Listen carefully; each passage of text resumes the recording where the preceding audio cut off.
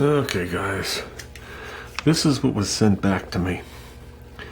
The guy writes, the Schneider Cam looks very similar to Comp's 280 except for a little gentler ramps and a bit of a duration split. And then he starts to talk about the triangulation of the overlap. Okay, and he says he finds it very interesting that they cut it on a 108. Most of them will be cut on a 106. Then he talks a little bit more down here, and he goes, based on your dynamic compression ratio about 7.1 to 1, I'd be inclined to install advance at least 2 if not 4 degrees to get a little more power on the bottom end. Installing it at 104 degrees would bring the dynamic compression ratio up to 7.35.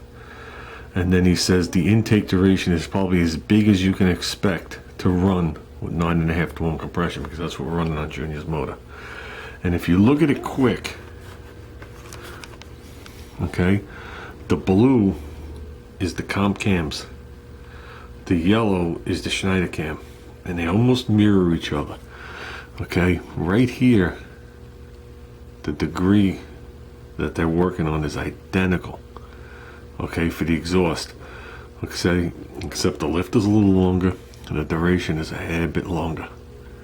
The lift is a little taller and the duration's a little bit longer. On the intake, they run identical, except the lift is a little taller and the duration is a tad bit longer. But what he's bringing to our attention is right here. I don't want to touch the screen with anything that could possibly damage it. I had a pencil. If I slip, we'll be fine.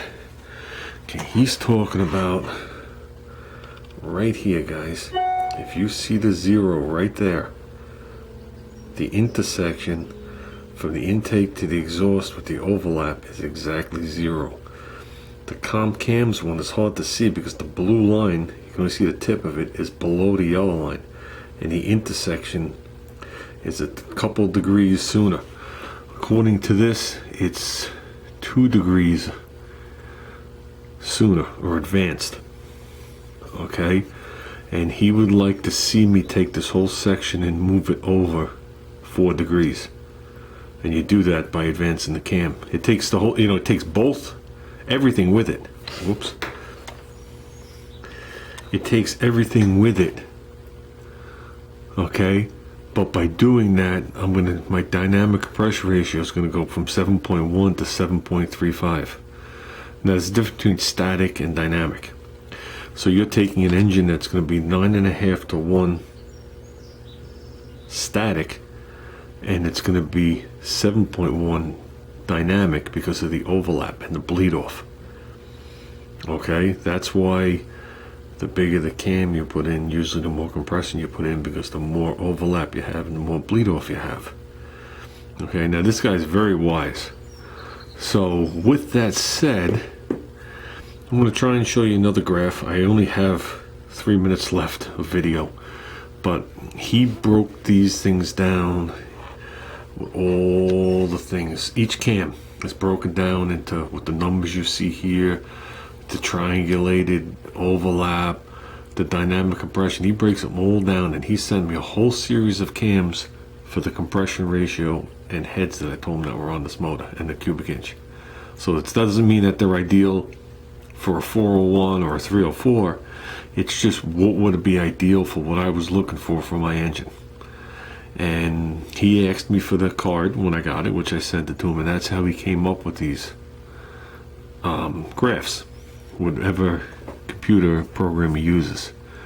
Okay, now my problem is that chain I put on, I can't advance it or retard it. So before I even came out here to the garage to show you guys this, I ordered a Cloy's roller. The one I ordered has a 4 degree advance, 4 degree retard, and then straight up.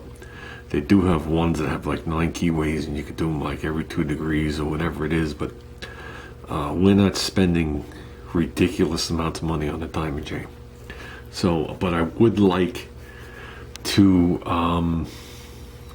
I would like to take his suggestion on this because it's going to aid in a little bit more bottom end on the engine, and it's going to aid in being able to run power brakes.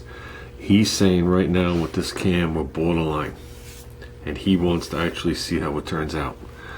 So I'm hoping we do okay with that. Now if we slid this cam into 401, there wouldn't even be an issue at 9.5 to 1. There wouldn't be an issue at 8.5 to 1. Okay, because of the extra which we'll call 40 cubic inches. So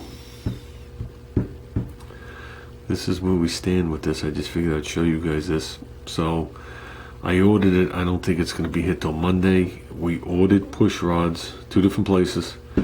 Push rods are coming from Summit. They actually sent the confirmation. I didn't check the tracking number, but we ordered those yesterday, so maybe Wednesday, Thursday, the latest. We wound up going, and we still haven't gone over this, but we wound up going with 150 thousandths longer than stock. So there's 7.950 thousandths is what we're putting in there. And that's about it. So I'm running out of video quickly. Like I said, we'll get into more depth with this when I have video, but after shooting those other 2 videos, I don't have much left on this card. So we're pretty much out of here. And there's a lot to learn. There's a lot to learn with this. This is basic. I have a lot more information. So I'll talk to you later.